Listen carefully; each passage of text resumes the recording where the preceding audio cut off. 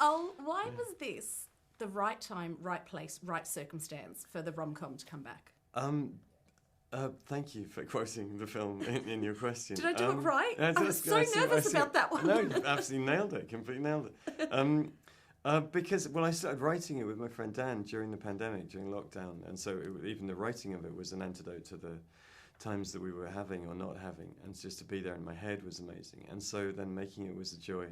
And these are still dark and desperate times. And so if we can bring any optimism or happiness or goodwill to anybody, then we'll take it.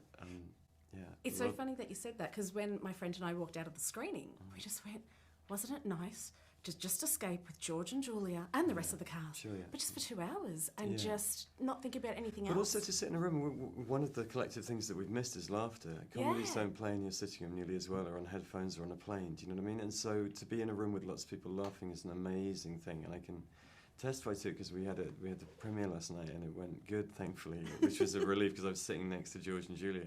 So if there'd been no laughs, it would have been a crappy night for me. But luckily there were. But it's an amazing feeling to be in a room with a lot of people is good enough, but to have them all rocking in laughter. And we've missed that, I think. So yeah, that was why. I love the way you work. Like, you wrote this with George and Julia in mind. I did. No plan B. No. Where did you get that confidence from? Well, Cher, I wrote the part in Mamma Mia for, and then when I offered it to her, she turned it down, and then I wrote back going, I'm sorry, you don't seem to understand. And I think she turned it down 4 times. Get out! And the studio were like, we were shooting next week, we really need to find someone. I was like, no, it's Cher. And I just kept writing, going, sorry, I'm not sure you've read it correctly, but we're shooting quite soon and you will be there. And so, it's just blind faith, I think. What made Cher change her mind? She just... You weren't going to stop? Yeah, I was stalking, I think. She just wanted to get rid of me, I think. So You literally write with someone in mind? Sometimes, yeah. With Cher, with that, it was always Cher. There just had to be. There's no one else going to arrive. We had other candidates, but there's only one Cher. And with this, it just seemed incredibly right.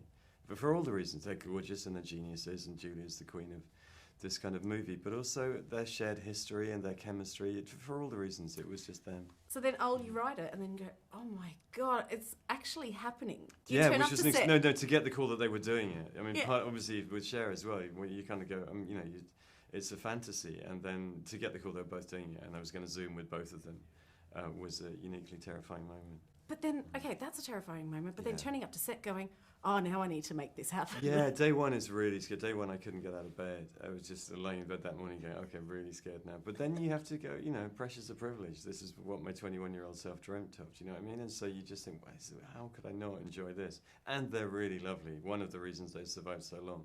Yeah. At this point, with the industry and with social media and everything, we know who's not cool. Do you know what I mean? We know who's not a good person, and in a way that maybe 20, 30 years ago that could have been protected. And so if you're not, good on set as well as off set as well as on, then people will discover you. And these guys are gorgeous.